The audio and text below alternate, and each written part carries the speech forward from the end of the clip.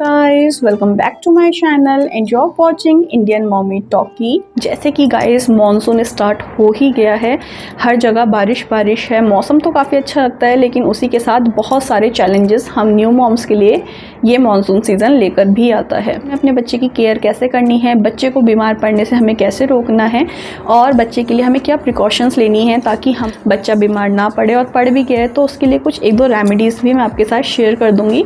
So video को and तक ज़रूर देखिए। वीडियो इन्फॉर्मेटिव लगता है देन प्लीज़ लाइक कीजिए, न्यू मॉम्स के साथ शेयर ज़रूर कीजिए, क्योंकि इन सभी टिप्स की ना हम न्यू मॉम्स को बहुत ज़रूरत होती है। अभी मेरी बच्ची ऑलमोस्ट 16 मंथ्स की हो चुकी है, एक मॉनसून सीज़न उसका जा चुका है। This is the second monsoon season for her. तो एक्चुअल में ये जो चीज़ें आती हैं ना वो एक्सपीरियंस से ही आती हैं। जब स्टार्टिंग में मॉनसून आया था, मतलब जब वो फर्स्ट टाइम था, तब मैं भी शायद इतना एक्टिव नहीं थी, मुझे भी इतनी सारी चीज़ें नहीं पता थी। बट धीरे धीरे करके जैसे एक्सपीरियंस होता है, हम नई नई चीज़ें सीखते हैं और एक एक्सपीरियंस मॉम ही आपको ये सब चीज़ें बता सकती है। So let's get into the video. So guys, first tip, जैसे ही मानसून आता है ना तो आसपास की जगह आप देखते हो कि वहाँ पर गड्ढे होते हैं, नाले होते हैं, नालियाँ होती हैं। तो सबसे पहले तो जितने भी खुली हुई नाली नाले हैं उनके ऊपर उनको कोशिश करो कि आप उसको कवर करा दो, नाली वाली के ऊपर कवर कर दो, ताकि मच्छर मक्खी वहाँ से आपके घर में एंटर ना करें, क्योंकि गंदगी में ही ना ज़्यादा मच्छर मक्खी होते हैं और फिर यही मलेरिया फैलाते हैं, जॉन्डिस फैलाते हैं और बच्चे बहुत ही ज़्यादा वायरल के कॉन्टैक्ट में आ जाते हैं। तो सबसे ये कि आपको क्लीनिनेस मेंटेन करनी है, अपने आसपास की जो जगह है वो बिल्कुल क्लीन रखनी है ताकि मच्छर मक्खी ज़्यादा उत्पन्न ना हो।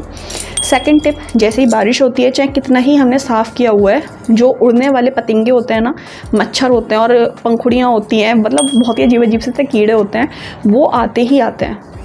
बारिश का मौसम हुआ नहीं, पंखुड़ियाँ चारों तरफ उड़ती हुई दिखाई देंगी। हर जगह जहाँ पे भी लाइट होगी उसके पास आप देखोगे ना तो हज़ारों की तादाद में वो पंखुड़ियाँ, मच्छर उड़ते हुए दिखाई देते हैं।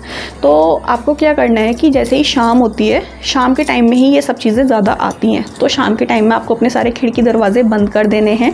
अगर आपके यहाँ जाली वाले दरवाजे हैं तब आप उसको जाली बंद कर सकते हो। अगर जाली नहीं लगी हुई है आपके खिड़की दरवाज़ों में, देन आपको डोर बंद ही करना पड़ेगा, चाहे आपको अंदर कितनी ही गर्मी लगे, क्योंकि जब वो कीड़े मकोड़े घर के अंदर आते हैं ना तो ये इन्फेक्शन क्रिएट करते हैं। वो हमें बिल्कुल भी नहीं चाहिए, क्योंकि अगर बच्चा एक बार बीमार हो गया ना, फिर उसको सही होने में हफ्ता 2 हफ्ता कहीं नहीं गया। तो आप अगर प्रिकॉशंस लेके चलोगे तो बच्चा बीमार होने के चांसेस कम होंगे। इसी के साथ एक और टिप बता देती हूँ कि जैसे बहुत बार क्या होता है, आपने दरवाजे खिड़की भी बंद कर दिए लेकिन दरवाजे के नीचे से पंखुड़ियाँ अंदर घुस जाती हैं। तो हम लोगों ने क्या किया हुआ है, इस तरह से ना ये रबड़ लगाई हुई है अपने दरवाज़ों के नीचे। इस तरह के और भी चीज़ें आती हैं ऑनलाइन, मैं आपको स्क्रीनशॉट दूंगी, वो भी आप अपने दरवाज़ों के नीचे लगा सकते हो, ताकि दरवाजे के नीचे अगर ज़्यादा गैप है ना तो उसमें से वो कीड़े पतंगे आपके घर के अंदर एंटर ना करें। थर्ड टिप, कि आपके जो बाहर की स्लीपर हैं और जो घर की स्लीपर हैं वो बिल्कुल अलग होनी चाहिए। जैसे ही आप घर के अंदर आते हो बाहर से, तो जो स्लीपर्स हैं उसके अंदर बहुत ही ज़्यादा गंदगी होती है। सिंपल सड़क अगर क्लीन भी है ना, मतलब बारिश नहीं भी हुई है, तब भी उस सड़क पे इतनी ज़्यादा जर्म्स, कीटाणु, बैक्टीरियाज रहते हैं।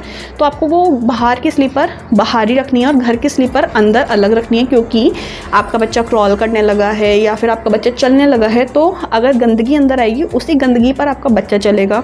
बच्चों की आदत होती है कि नीचे से कोई भी चीज़ उठाकर खानी है, वो डायरिया की प्रॉब्लम हो सकती है, लूज़ मोशन हो सकते हैं, फिर हम सोचते हैं कि पता नहीं बच्चा बीमार क्यों हुआ।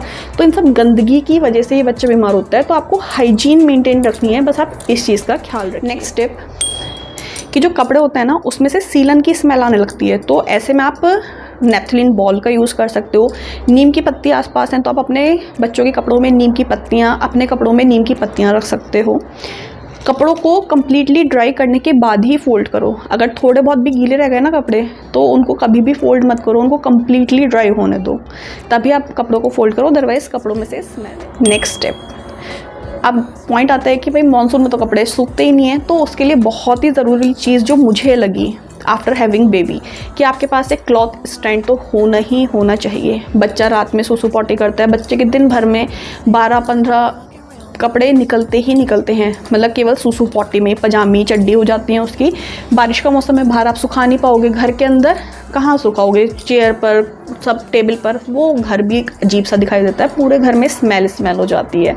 तो ये चीज़ अवॉइड करने के लिए सिंपल 2 से 2.5 हज़ार का स्टैंड आता है, आप उसमें इन्वेस्ट करो, बहुत ही ज़्यादा ज़रूरी है, क्योंकि मानसून के सीज़न में कपड़े बिल्कुल भी नहीं सूखते हैं। कपड़ों को हमेशा धोने के बाद मशीन में आपको स्पिन करना ही करना है। डोंट थिंक कि गर्मियों का मौसम में स्पिन करने की क्या ज़रूरत है, कपड़े तो सूख जाएंगे, नहीं सूखते हैं। स्पिन करोगे, फ़ैन के नीचे स्टैंड को लगा दोगे, कपड़े बहुत ही आराम से एक ही दिन के अंदर ड्राई आउट हो जाएंगे। तो ये बहुत मस्ट हैव थिंग है कि आपके पास एक कपड़ा स्टैंड तो होना ही होना चाहिए। उसके बाद जैसे ही धूप निकलती है, उन कपड़ों को धूप लगाना बिल्कुल भी ना भूलें, ताकि उसमें जितनी भी सीलन अगर थोड़ी बहुत भी रह गई है वो सब कुछ धूप में चली जाए। नेक्स्ट वेरी इंपॉर्टेंट पॉइंट कि जैसे ही आपका बच्चा क्रॉल करता है तो अपने घर में टाइम टू टाइम झाड़ू लगाते रहिए। कुछ भी गंदगी बाहर से आती है तुरंत उसको वाइप आउट कीजिए, पोछा लगाइए। पोछे में हमेशा फ्लोर सैनिटाइज़र का यूज़ कीजिए। येस, इस टाइम पर या वैसे भी अगर आपका बच्चा चलने लगा है तो आपको फ्लोर क्लीनर या फ्लोर सैनिटाइज़र ज़रूर ही यूज़ करना है, बिना इसके नहीं चलने वाला। नेक्स्ट वेरी इंपॉर्टेंट टिप कि बरसात के मौसम में ना मच्छर मक्खी भी बहुत ज़्यादा आते हैं, तो आपके पास एक इस टाइप का रैकेट होना बहुत ही ज़्यादा ज़रूरी है जिससे आप मच्छरों को मार सकते हो। गुड नाइट लिक्विड वगैरह तो हम लगा ही लेते हैं, लेकिन कई बार उससे भी मच्छर नहीं जाते हैं, तो उसके लिए आप इस टाइप का रैकेट यूज़ कर सकते हो। मैं तो भाई जब रबिया हुई थी ना उसके बाद ही मैंने इसको परचेज़ कर लिया था, एंड बहुत ही ज़्यादा यूज़फुल है मेरे लिए तो ये, क्योंकि मच्छर मक्खी सभी को भगाने के काम में आता है और मारने के भी काम में आता है। तो बच्चे को आप इस चीज़ से भी सेव कर सकते हो। बच्चे को ठंड के मौसम में पानी में आपको ज़्यादा नहीं रखना है। बच्चे को तुरंत नहलाओ, फटाफट से टॉवल से वाइप करो और उसको तुरंत ही आपको हल्की सी मसाज करके कपड़े पहना देने हैं। सर्दियों जैसे ही मानसून का सीज़न होता है ना, तो बच्चे को स्लीवलेस, अगर हवा चल रही है, बारिश हो रही है, तो स्लीवलेस पहनाना थोड़ा अवॉइड करो। उस दिन आप फुल स्लीव्स के क्लोथ्स पहनाओ, लेकिन कॉटन के ही, ताकि पसीना वसीना आए तो वो ईजिली एब्जॉर्ब हो जाए। नेक्स्ट वेरी इंपॉर्टेंट टिप कि जब भी आप बच्चे को नहला कर लेकर आते हो तो तुरंत पंखे में कांटेक्ट में मत लेकर आओ। 5 मिनट तक आप फ़ैन ऑफ रखिए, 5 मिनट के बाद फ़ैन ऑन कीजिए और तब बच्चे को आप इजीली मसाज करके ड्रेसअप कर सकते हो। मॉनसून के सीज़न में कोल्ड, सर्दी, खांसी होना बहुत ही कॉमन है। उसके लिए आप क्या कर सकते हो, सरसों के तेल में लहसुन को पकाकर, जैसे ही लहसुन बिल्कुल काली हो जाए तब आप उस तेल को छान कर रख लीजिए और उसी से आप बच्चे के सीने पर, पैर के तलवों में और नाक के इन सब नोज़ल्स में वो तेल से मसाज कीजिए, ताकि बच्चे को अगर सर्दी खांसी है भी तो वो सही हो जाए। उसके अलावा सर्दी खांसी के लिए मैंने और भी रेमेडीज़ शेयर की हुई हैं, उसका लिंक मैं डिस्क्रिप्शन बॉक्स में दे दूँगी, चेकआउट करना बिल्कुल भी मत भूलिएगा। बहुत ही इफेक्टिव हैं। मेरी बच्चे को जब भी सर्दी जुकाम होता है तो मैं ये यूज़ करती हूँ। स्टीम दे सकते हो आप बच्चे को, देने का तरीका भी मैंने बताया है, जो उसका एकदम प्रॉपर राइट वे है वो आपको पता होना ज़रूरी है। स्टीम का, नेबुलाइज करने का, इन सब के वीडियोस मैंने अलग से किए हुए हैं क्योंकि ये वीडियो ऑलरेडी काफ़ी लेंदी हो गया है। तो ये सब चीज़ें आप चेकआउट कर सकते हो। And that's all for today, क्योंकि ये सारी टिप्स आप फॉलो कर लोगे ना तो मॉनसून बहुत ही आराम से आपका चला जाएगा। आई होप ये वीडियो आप लोग के लिए हेल्पफुल रहा होगा। वीडियो पसंद आया हो देन प्लीज़ लाइक कीजिए, चैनल को सब्सक्राइब कीजिए, कमेंट्स करके बताइए कौन सी वाली टिप आपके लिए सबसे ज़्यादा यूज़फुल रही। Now then bye bye.